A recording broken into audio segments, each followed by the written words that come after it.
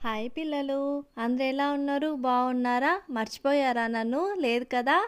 ఏంటంటే నేను కొంచెం బిజీగా ఉన్నాను పిల్లలు, అందుకే డైలీ స్టోరీస్ పెట్టలేకపోతున్నాను. ఓకేనా? ఇంకా తప్పకుండా పెట్టడానికి ట్రై చేస్తాను. సరే, లేట్ చేయకుండా కథ స్టార్ట్ చేస్తున్నాను. నేను రెడీగా ఉన్నాను పిల్లలు, మీరు రెడీనా మరి? అనగనగా ఒక రాజ్యం ఉన్నిందంట. రాజుకి 7 మంది భార్యలంట పిల్లలు. విన్నారా ఈ కథ ఎప్పుడైనా?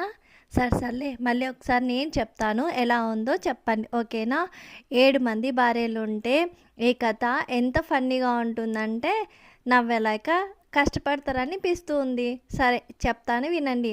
ఒకటో భార్యకి ఒక హెయిర్ అంటే తలలో ఒక వెంట్రుక ఉంటుంది. రెండో భార్యకి 2 వెంట్రుకలు ఉంటాయి. మూడో భార్యకి 3, నాలుగో భార్యకి 4, ఐదో ఆవిడికి 5, 6, 7, అట్లా ఏడో భార్యకి 7 హెయిర్ ఉంటుందంట తలలో. ఈ రాజుగారికి ఏమో ఈ ఏడో భార్య అంటే చాలా ఇష్టం. ఎందుకంటే ఈ రాజుకి ఆ భార్య అంటే చాలా ఇష్టం. ఎందుకంటే ఆ భార్యకి ఎక్కువ హెయిర్ ఉంటుంది కదా, ఎవరికైనా లాంగ్ హెయిర్ అంటే ఇష్టం కదా పిల్లలు. అదన్నమాట సంగతి. అప్పుడు ఏం జరుగుతుందంటే అందరూ ఆమెతో చూసి జెలసీగా ఫీల్ అవుతారు. ఎలాగైనా ఈమెను వదిలించుకోవాలి అని ఆలోచిస్తూ ఉంటారు. కానీ ఆమె అయితే అందరితో మంచిగా మాట్లాడుతుంది, అందరితో కలిసిపోతుంది, అందరికీ ఏం కావాలని అది ఇస్తుందన్నమాట. మరేమో రాజు ఎక్కడికైనా యుద్ధానికి వెళ్ళినప్పుడు, విజయం వచ్చినప్పుడు సంతోషంలో ఏమేమి కొత్తగా ఉంటాయి కదా, వైడూర్యాలు, వజ్రాలు అనేసి స్పెషల్ గిఫ్ట్గా ఆమెకే తెస్తారనమాట. ఎవరికి తేడనమాట.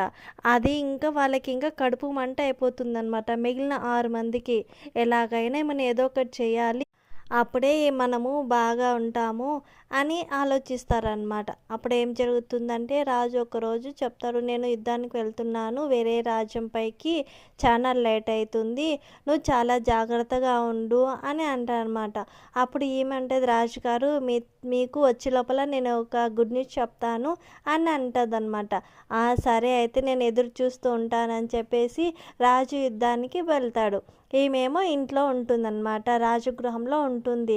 వీళ్ళు ఏం చేస్తారంటే రాజు వెళ్ళిన మరుసటి రోజు ఎక్కడి పలాని వెళ్దాము, మనం వేరే దగ్గర, అక్కడ చాలా బాగుందంట వాతావరణము, మనకి చాలా బాగుంటుంది, అలా బయట తిరిగి వద్దామని ఆమెకు అడుగుతారనమాట. అమ్మ నేను రాను, నాకు భయము, రాజుగారు ఆజ్ఞ లేనిది ఎక్కడికి వెళ్ళకూడదు నేను అంటే, మేము 6 మంది ఉన్నాము, నీకెందుకు అంత భయము, మాతో రా అంటారనమాట. లేదు అని చెప్తుంది. ఎంత చెప్పినా వినకుండా ఆమెను బలవంతం పైన తీసుకెళ్తారు. అది ఒక అడవి అనమాట. అక్కడ చాలా క్రూరమృగాలు, సౌండ్ చాలా విపరీతంగా భయంగా ఉంటుంది. ఆమె చాలా భయపడుతుంది. ఎందుకు అనవసరంగా నేను ఇక్కడికి వచ్చానా అంటుంది. వీళ్ళేం చేశారంటే, అయ్యో నీళ్ళు చాలా దప్పి అవుతున్నాయి, అటు సైడ్ వెళ్ళి ఏమన్నా చూద్దామా, నీళ్ళు ఏమన్నా ఉన్నాయేమో అని అంటారనమాట. అలా వెతుకుతుంటే ఒక బావి ఉంది, ఇక్కడ నీళ్ళు ఉంటాయి చూద్దాము అనేసి అంటారనమాట. అంటే చూస్తాను ఉండు అని చెప్పేసి ఆమె ముందు నేను వెళ్ళి చూస్తాను అంటే, వేరే వాళ్ళ ఇంకొక ఆమె అంటుంది, నువ్వే వెళ్ళు, మేము నడవలేకున్నాము, చాలా అలసిపోయాము అంటదన్నమాట. సరే చూస్తే అక్కడ కొన్ని నీళ్ళు కనిపిస్తే అవి బాగలేవు, కాకపోతే ఇంకా లేవు, మనకి వేరే దారి లేదు కదా, అవి ఎలా బయటకు తీయాలి అని అంటుందన్నమాట. ఉండు నేను ఏదో ఒకటి తీసుకుని వస్తానని చెప్పి వాళ్ళు ట్రై చేసినట్టు చేస్తుంటారు. ఏమో లోపల నీళ్ళు ఏ పక్క బాగున్నాయా, లేకపోతే మనం తాగడానికి వీలవుతుందా లేదా అని అలా చూస్తూ ఉంటుంది బావిలో తొంగి. ఇంతలోపల వాళ్ళు ఏం చేశారంటే ఈమెను ఎత్తి బావిలో పడేస్తారు పిల్లలు. అమ్మ గట్టిగా అరిచి పాపం ఏడుస్తుంది, నన్ను కాపాడండి కాపాడండి అంటే అసలు ఎవరు వినరనమాట. వినకుండా ఆమెని దొబ్బేసి ఏం తెలియనట్టు వాళ్ళ దేశానికి వెళ్ళిపోతారు. అక్కడ ఏం జరుగుతుందంటే చాలా ఏళ్ల తరబడి బావి కదా, అక్కడ ఒక పాము, నాగుపాము నీళ్ళ లోపల ఉంటుందన్నమాట. దానికి ఎన్నో సంవత్సరంలో నుంచి తలపైన ఒక గాయం అనేది ఉంటుందన్నమాట. ఎంత ట్రీట్మెంట్ తీసుకున్నా ఆ పాముకి ఆ దెబ్బ అనేది తగ్గకుండా ఉంటుందన్నమాట. ఎప్పుడైతే ఆ పాము మీద పడుతుందో ఆ దెబ్బ అనేది తగ్గిపోతుందన్నమాట. అది ఎందుకో ఏమో తెలీదు, అదొక మ్యాజికల్ మూమెంట్ అనమాట. తగ్గిపోతే ఆ నాగుపాముక ఈమెని చాలా బాగా చూసుకుంటుంది.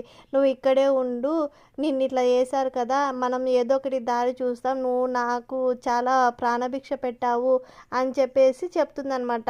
ఇంకా చేసేదేం లేక అది భయపడుతూనే ఇంకా రాని అక్కడే ఉండిపోతుందన్నమాట. ఇంతలో రాజు రాజ్యానికి వస్తాడు. వస్తే ఎక్కడ పోయింది అంటే వీళ్ళందరూ అమ్మతో అబద్ధం చెప్తారు. రాజు లేడు కదా! నాకు ఏమీ పొద్దు పోవట్లేదు. నేను అలా తిరిగి వస్తానని చెప్పి ఇంతవరకు రాలేదు. నువ్వేమో ఆమెని నెత్తినెక్కించుకున్నావు. ఆమె చెప్పింది వింటావు అని అంటనమాట. అయినా రాజుకి మనసు ఒప్పదనమాట. ఎందుకు వీళ్ళేమో చేసినారు నిజం చెప్పండి అంటే, లేదు అని అందరూ అబద్ధం చెప్తారు. కానీ ఈమెకి నమ్మకమైన పని మనిషి ఉంటుంది కదా! ఆమె కొద్ది రోజుల తర్వాత చెప్తుంది. రాజా ఇలా జరిగింది. ఆవిడ చాలా మంచిది.